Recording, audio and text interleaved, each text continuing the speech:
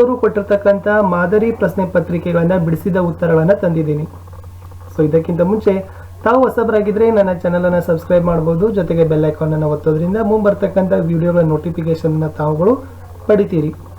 ಇದಕ್ಕಿಂತ ಮುಂಚೆ ನಾನು ಸೆಪ್ಟೆಂಬರ್ 2020ರಲ್ಲಿ ಜರುಗಿರ್ತಕ್ಕಂಥ ತೃತೀಯ ಭಾಷೆ ಹಿಂದಿಯ ಒಂದು ಪ್ರಶ್ನೆ ಪತ್ರಿಕೆ ಬಿಡಿಸಿದ್ದನ್ನು ಹಾಕಿದ್ದೀನಿ. ತಾವು ನೋಡದೇ ಇದ್ರೆ ಮೇಲೆ ಐ ಬಟನಲ್ಲಿ ವಿಡಿಯೋ ಸಜೆಸ್ಟ್ ಆಗ್ತಾ ಇದೆ, ಅದನ್ನು ನೋಡ್ಬೋದು. ಶುರು ಮಾಡೋಣ. ಮಂಡೇಳವರು ಕಟ್ಟಿರ್ತಕ್ಕಂಥ 2021ರ ಪರೀಕ್ಷೆಗಾಗಿ ಮಾದರಿ ಪ್ರಶ್ನೆ ಪತ್ರಿಕೆ 1ರ ಪ್ರಶ್ನೆ ಮತ್ತು ಉತ್ತರಗಳು. ಮುಖ್ಯ ಪ್ರಶ್ನೆ ಒಂದಿತ್ತು, ಬಹು ವಿಕಲ್ಪೀಯ ಪ್ರಶ್ನೆಗಳಿರ್ತವೆ, ಬಹು ಆಯ್ಕೆ ಪ್ರಶ್ನೆಗಳಿರ್ತವೆ. 4 ಆಯ್ಕೆಗಳಲ್ಲಿ ಸರಿಯಾದ ಆಯ್ಕೆಯನ್ನು ಆರಿಸಿ ಕ್ರಮಾಕ್ಷರದೊಂದಿಗೆ ಬರಿಬೇಕು. ಪ್ರಶ್ನೆ ಇತ್ತು, आगे शब्द का विलोम शब्द है. उत्तर इತ್ತು ऑप्शन डी पीछे. दूसरा प्रश्न है, निम्नलिखित में से पुल्लिंग शब्द है. ऑप्शन बी बालक. प्रश्न 3, नौका शब्द का अन्य वचन रूप है. ऑप्शन नंबर ए नौका ए. निम्नलिखित में प्रथम प्रेरणार्थक क्रिया रूप है. आंसर बी चिताना. 5वां प्रश्न था, जेब डैश पैसा गिरा, खाली जगह में सही कारक होगा. ऑप्शन डी से. 6ठा प्रश्न, आपका नाम क्या है, वाक्य में प्रयुक्त विराम चिन्ह है. ऑप्शन बी प्रश्नवाचक. 7वां प्रश्न था, देश प्रेम शब्द इस समास का उदाहरण है. ऑप्शन सी तत्पुरुष समास. प्रश्न 8 था, निम्नलिखित में से अयादि संधि का उदाहरण है. ऑप्शन ए पावन. मुख्य प्रश्न 2, अनुरूपता. प्रश्न था, जोग जलप्रपात कावेरी नदी. 10वां प्रश्न, गांधी जी राष्ट्रपिता, अब्दुल कलाम राष्ट्रपति. पहली एवरेस्ट पर्वतारोही महिला बिचेंद्री पाल. पहली हिमालय पर्वतारोही पुरुष तेंजिंग नोर्गे. अगला प्रश्न था, अभिमान पाप का मूल, दया धर्म का मूल. एक वाक्य में उत्तर लिखना था. प्रश्न संख्या 13, गिलहरी की समाधि कहाँ बनाई गई. गिलहरी की समाधि सोनजुही लता के नीचे बनाई गई. ಈ ಏನು 4 ಪ್ರಶ್ನೆಗಳಿರ್ತಾವಲ್ಲ, ಈ ಒಂದು ವಾಕ್ಯದಲ್ಲಿ ಉತ್ತರವನ್ನು ಬರೀತಕ್ಕಂಥದ್ದು ಪೂರ್ಣ ವಾಕ್ಯದಲ್ಲಿ ಉತ್ತರಗಳನ್ನು ಬರೀಬೇಕು. ಒಂದು ಶಬ್ದ ಅಥವಾ ವಾಕ್ಯಾಂಶದಲ್ಲಿ ಬರೋಂಗಿಲ್ಲ, ಪೂರ್ಣ ಒಂದು ಉತ್ತರದಲ್ಲಿನ ವಾಕ್ಯದಲ್ಲಿನ ಉತ್ತರಗಳನ್ನು ಅಪೇಕ್ಷೆಯನ್ನ ಮಾಡ್ತಾರೆ. लेखक प्रेमचंद चौक में क्यों गए थे. 2-4 जरूरी चीजें खरीदने प्रेमचंद चौक गए थे. प्रश्न 15, बालकृष्ण का रंग कैसा था. बालकृष्ण का रंग काला था. कवि भारत माता से क्या प्रार्थना करते हैं. कवि भारत माता से जग का रूप बदलने के लिए प्रार्थना करता है. ಇನ್ನು ಮುಂದೆ 2-3 ವಾಕ್ಯವು में उत्तर लिखना है. ಈ ಒಂದು ಪ್ರಶ್ನೆಗಳಿಗೆ 2-3 ವಾಕ್ಯಗಳಲ್ಲಿ ಉತ್ತರಗಳನ್ನು ಬರೀಬೇಕು. ಒಂದೊಂದಕ್ಕೆ 2-2 ಅಂಕಗಳು ಇರ್ತವೆ. प्रश्न 17, दुकानदार ने अपने नौकर से क्या कहा. दुकानदार अपने नौकर से कहा कि सुनो, आज से कश्मीरी सेब निकालना चुन कर लाना. ಅಂದ್ರೆ ಅಂಗಡಿಯವನು ತನ್ನ ನೌಕರನಿಗೆ ಏನು ಹೇಳಿದ ಅಂತಕ್ಕಂಥ ಪ್ರಶ್ನೆ ಇತ್ತು. प्रश्न 18, ಅಬ್ದುಲ್ ಕಲಾಂ ಕೆ ಪಿತಾ ಕೆ ಬಾರೆ ಮೇ ಲಿಖಿಯೇ. ಅಬ್ದುಲ್ ಕಲಾಂ ಅವರ ತಂದೆಯ ಕುರಿತು ಬರೆಯಿರಿ ಅಂತ ಪ್ರಶ್ನೆ ಇದೆ. अब्दुल कलाम के पिता का नाम जैनुलाब्दीन था. इनकी औपचारिक शिक्षा नहीं हुई थी. न ही बहुत धनी व्यक्ति थे, बुद्धिमान और उदारता की सच्ची भावना से भरे हुए थे. अगला प्रश्न है, कन्नड़ के ज्ञानपीठ पुरस्कृत साहित्यकार कौन कौन है. ಕನ್ನಡದಲ್ಲಿ ಜ್ಞಾನಪೀಠ ಪ್ರಶಸ್ತಿ ಪಡೆದಿರತಕ್ಕಂಥ ಸಾಹಿತ್ಯಕಾರರು ಯಾರ್ಯಾರು ಅಂತ ಪ್ರಶ್ನೆ ಐತೆ. ಕುವೆಂಪು, ದ ರಾ ಬೇಂದ್ರೆ, ಶಿವರಾಮ ಕಾರಂತ್, ಮಾಸ್ತಿ ವೆಂಕಟೇಶ ಅಯ್ಯಂಗಾರ್, विक्रु गोकाक, UR अनंतमूर्ति, गिरीश कार्नाड और चंद्रशेखर कंबार कन्नड़ के ज्ञानपीठ पुरस्कृत साहित्यकार हैं. प्रश्न 20, बसंत राजकिशोर से पैसे लेने से क्यों इनकार करता है. ಬಸಂತ ರಾಜಕಿಶೋರನಿಂದ ಹಣವನ್ನ ಪೈಸೆಯನ್ನ ಪಡೆದುಕೊಳ್ಳಲು ಏಕೆ ತಿರಸ್ಕಾರವನ್ನ ಮಾಡ್ತಾನೆ. उत्तर है, राजकिशोर बिना छलनी खरीदते बसंत को 2 पैसे देते हैं. यह 2 पैसे वह भीख समझता है. बसंत स्वाभिमानी एवं परिश्रम की कमाई से जीने वाला लड़का है, इसलिए बसंत राजकिशोर के 2 पैसे लेने में इनकार करता है। प्रश्न 21, भारत माता के स्वरूप के बारे में लिखिए। ಭಾರತ ಮಾತೆಯ ಸ್ವರೂಪದ ಕುರಿತು ಬರೆಯಿರಿ ಅಂತ ಪ್ರಶ್ನೆ ಇತ್ತು। एक हाथ में न्याय पताका है, दूसरे हाथ में ज्ञान दीप है। मातृभूमि अमरों की जननी है, गांधी बुद्ध और राम इसके हृदय में शायित हैं। प्रश्न 22, क्रोधित कृष्ण को माता यशोदा कैसे मनाती हैं? ಅಂದ್ರೆ ಸಿಟ್ಟಾಗಿರ್ತಕ್ಕಂಥ ಕೃಷ್ಣನನ್ನ ತಾಯಿ ಯಶೋದೆ ಹೇಗೆ ಸಂತೈಸ್ತಾಳೆ ಅಂತಕ್ಕಂಥ ಪ್ರಶ್ನೆ ಇತ್ತು।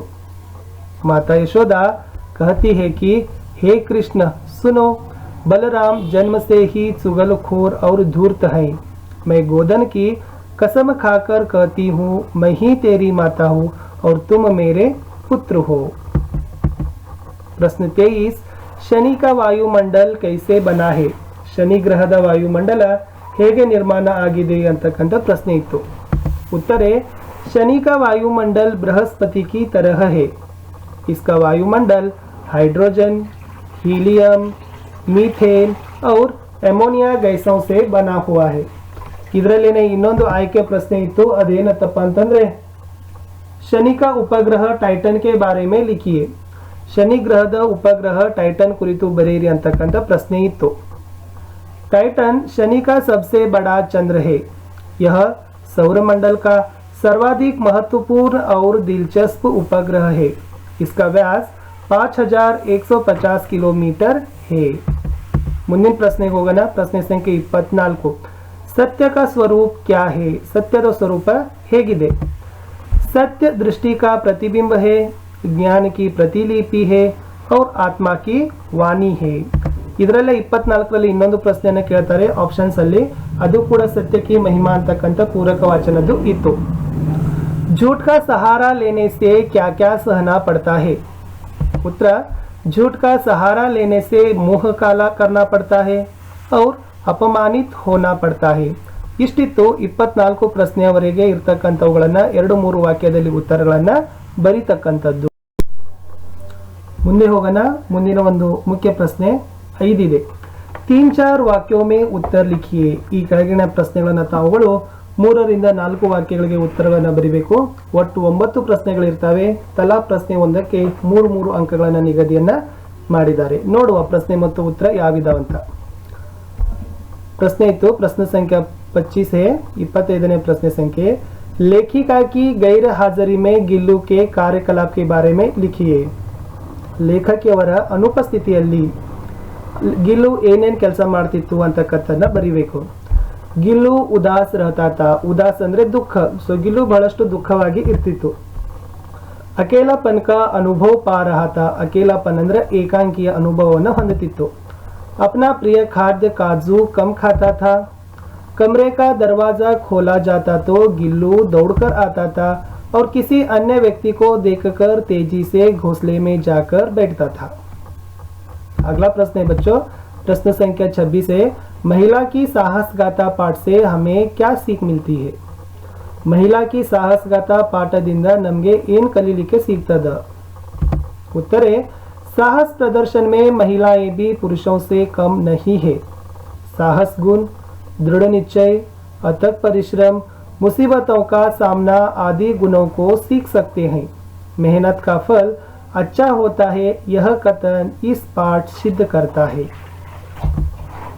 Next question, question number 27, Karnataka की वास्तुकला और शिल्पकला का वर्णन कीजिए।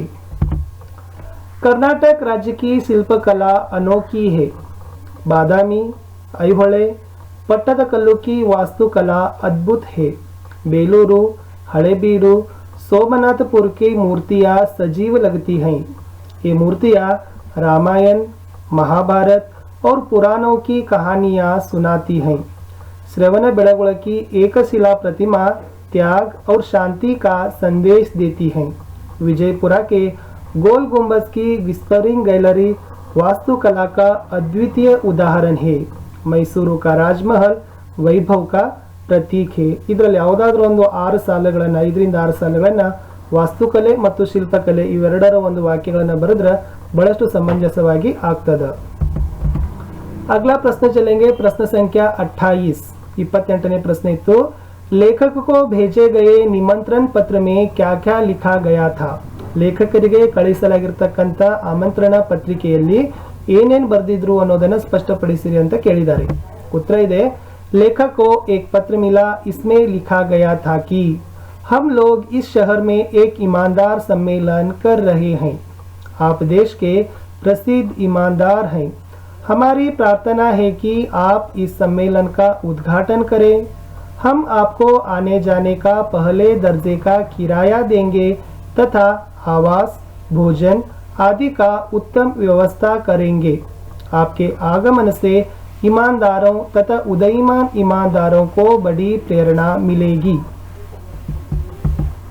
प्रश्न संख्या 29 से प्रश्न संख्या 29 ಇದೆ, राजकिशोर के मानवीय व्यवहार अनुसरणीय है कैसे बताई है।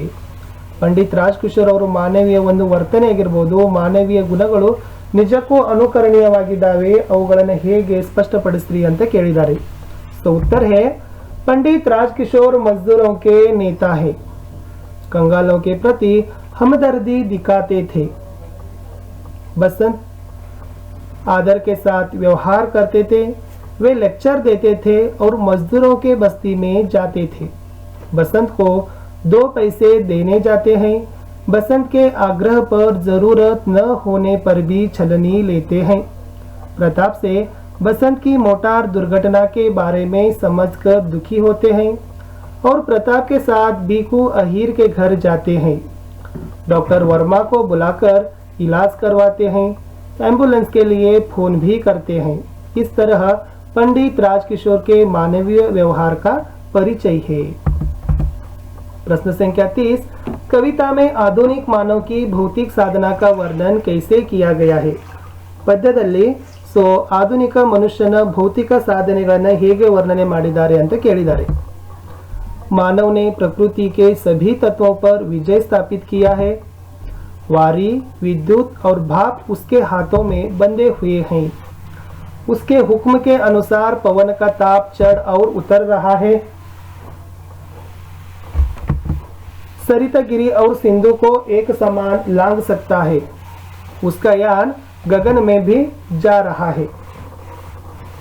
ಮುಂದಿನ ಪ್ರಶ್ನೆ ಇತ್ತು, ಪ್ರಶ್ನೆ ಸಂಖ್ಯೆ 31, समय का सदुपयोग कैसे करना चाहिए।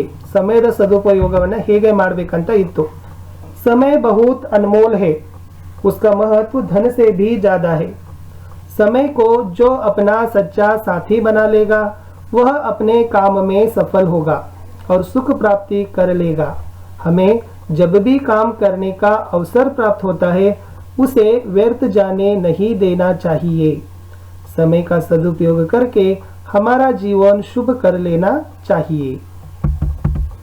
प्रश्न संख्या 32 से निम्नलिखित दोहे का भावार्थ लिखी है। ಈ ದೋಹೆಯ ಭಾವಾರ್ಥವನ್ನು ಬರಿಬೇಕು। ದೋಹ ಇತ್ತು, ಜಡಚೇತನ ಗುಣ ದೋಷಮಯ ವಿಶ್ವಕೀನ ಕರತಾರ ಸಂತ ಹಂಸ ಗುಣ ಗಹಯಿ ಪಯ ಪರಿಹರಿವಾರಿ ವಿಕಾರ। ಇದರ ಭಾವಾರ್ಥದಲ್ಲಿ ಏನ್ ಬರಿಬೇಕಪ್ಪ ಅಂತಂದ್ರೆ, तुलसीदास जी इस दोहे में संत का स्वभाव बताते हुए कहते हैं कि सृष्टिकर्ता ने इस संसार को निर्जीव तथा सजीव वस्तुओं से, अच्छाई और बुराइयों से निर्माण किया है। संत हंस पक्षी का गुण होना चाहिए। जिस प्रकार हंस दूध में मिले पानी को त्याग कर केवल शुद्ध दूध को पीता है, उसी प्रकार सज्जन भी समाज में फैले दोषों तथा अवगुणों को छोड़कर केवल अच्छाइयों को अपनाना चाहिए। 3 अंक में आखिर का प्रश्न था, प्रश्न संख्या 33, गद्यांश का अनुवाद कन्नड़ या अंग्रेजी में करना है। गद्यांश इस प्रकार था, ಈ ಕೆಳಗಿನ ಗದ್ಯಾಂಶವನ್ನ ಅದರ ಅನುವಾದವನ್ನ ಕನ್ನಡ ಅಥವಾ ಇಂಗ್ಲಿಷ್ಗೆ ತಾವೇನ್ ಮಾಡಬೇಕಪ್ಪ ಅಂದ್ರೆ ಅನುವಾದವನ್ನ ಮಾಡಬೇಕು। गद्यांश ಹೀಗಿತ್ತು, शनि ग्रह अत्यंत मंद गति से सूर्य का एक चक्कर लगाता है। आकाश में साल भर के अंतर के बाद भी शनि की स्थिति में कोई परिवर्तन नहीं दिखाई देता। यह एक राशि में करीब 2.5 साल तक रहता है। ಇದರ ಅನುವಾದ ಹೇಗಿತ್ತಪ್ಪ ಅಂತಂದ್ರೆ, ಶನಿ ಗ್ರಹವು ಅತ್ಯಂತ ನಿಧಾನಗತಿಯಲ್ಲಿ ಸೂರ್ಯನನ್ನು ಸುತ್ತು ಹಾಕುತ್ತದೆ, ಆಕಾಶದಲ್ಲಿ ಹಲವು ವರ್ಷಗಳ ನಂತರವೂ ಶನಿಯ ಸ್ಥಿತಿಯಲ್ಲಿ ಯಾವುದೇ ಪರಿವರ್ತನೆಗಳು ಕಾಣಸಿಗುವುದಿಲ್ಲ. ಇದು ಒಂದು ರಾಶಿಯಲ್ಲಿ ಸುಮಾರು 2.5 ವರ್ಷಗಳ ಕಾಲ ಇರುತ್ತದೆ. ಸೊ ಇಲ್ಲಿಯವರೆಗೆ ನಾವೇನು ಮಾಡಿವಪ್ಪ ಅಂದರೆ 3 ಅಂಕದ ಪ್ರಶ್ನೆಗಳ ಉತ್ತರಗಳನ್ನು ನೋಡಿಕೊಂಡೆವು. ವಿದ್ಯಾರ್ಥಿಗಳೇ, ನಾವು SSLC ಪರೀಕ್ಷೆಯ ತೃತೀಯ ಭಾಷೆ ಹಿಂದಿಯಲ್ಲಿ 2021ರಲ್ಲಿ ನಡೀತಕ್ಕಂಥ SSLC ಪರೀಕ್ಷೆಗೆ ಒಂದು ಮಾದರಿ ಪ್ರಶ್ನೆ ಪತ್ರಿಕೆಗಳನ್ನು ಮಂಡಳಿಯವರು ಕೊಟ್ಟಿದ್ದಾರೆ.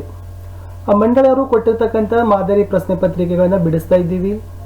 ಇದು 2ನೆಯ ಭಾಗದ ವಿಡಿಯೋ. ಮೊದಲ ಭಾಗ ವಿಡಿಯೋದಲ್ಲಿ ನಾವುಗಳು ಸೆಟ್ 1ರ ಪ್ರಶ್ನೆ ಪತ್ರಿಕೆಯಲ್ಲಿನ 1 ಅಂಕಗಳಲ್ಲಿ ಬಹು ಆಯ್ಕೆ ಪ್ರಶ್ನೆಗಳು, ಅನುರೂಪದ ಪ್ರಶ್ನೆಗಳು, 1 ವಾಕ್ಯದ ಅಲ್ಲಿ ಪೂರ್ಣಗೊಳಿಸ್ತಕ್ಕಂಥದ್ದು, 2-3 ವಾಕ್ಯದ್ದು ಮತ್ತು 4-5 ವಾಕ್ಯಗಳು ಅಂದರೆ 1, 2 ಮತ್ತು 3 ಅಂಕಗಳ ಪ್ರಶ್ನೆ ಮತ್ತು ಉತ್ತರಗಳನ್ನು ನೋಡ್ಕೊಂಡಿವಿ. ತಾವು ನೋಡದೇ ಇದ್ರೆ ಮೇಲೆ ಐ ಬಟನ್ನಲ್ಲಿ ಮೊದಲ ಭಾಗದ ವಿಡಿಯೋ ಸಜೆಸ್ಟ್ ಆಗ್ತಾ ಇದೆ, ಅದನ್ನು ಒತ್ತಿ ತಾವುಗಳು ಮಾಡೆಲ್ ಕ್ವಶನ್ ಪೇಪರ್ 1ರ ಫಸ್ಟ್ ಪಾರ್ಟ್ ಅನ್ನು ನೋಡಬಹುದು. ಇವತ್ತು ಸೆಕೆಂಡ್ ಪಾರ್ಟ್ ವಿಡಿಯೋದಲ್ಲಿ ನಾವು 4 ಮತ್ತು 5 ಅಂಕಗಳ ಅಂದರೆ ಉಳಿದಿರ್ತಕ್ಕಂಥ ಎಲ್ಲ ಪ್ರಶ್ನೆಗಳನ್ನು ನೋಡ್ಕೊಂಡು ಬರೋಣ. ತಾವು ಹೊಸಬರಾಗಿದ್ರೆ ದಯಮಾಡಿ ನನ್ನ ಚಾನೆಲ್ಗೆ ಸಬ್ಸ್ಕ್ರೈಬ್ ಮಾಡಿ, ಜೊತೆಗೆ ವಿಡಿಯೋ ಇಷ್ಟ ಆದರೆ ಒಂದು ಲೈಕ್ ಮಾಡಿ, ನಿಮ್ಮ ಫ್ರೆಂಡ್ಸ್ ಸರ್ಕಲ್ಗೂ ಶೇರ್ ಮಾಡಲು ಮರೆಯದಿರಿ. ಪ್ರಶ್ನೆ 6 ಮುಖ್ಯ ಪ್ರಶ್ನೆ, 5 ವಾಕ್ಯವೊಮ್ಮೆ ಉತ್ತರ ಲಿಖಿಯೇ. ಈ ಕೆಳಗಿನ ಪ್ರಶ್ನೆಗಳಿಗೆ 5-6 ವಾಕ್ಯಗಳಲ್ಲಿ उत्तरಗಳನ್ನು ಬರೀಬೇಕು.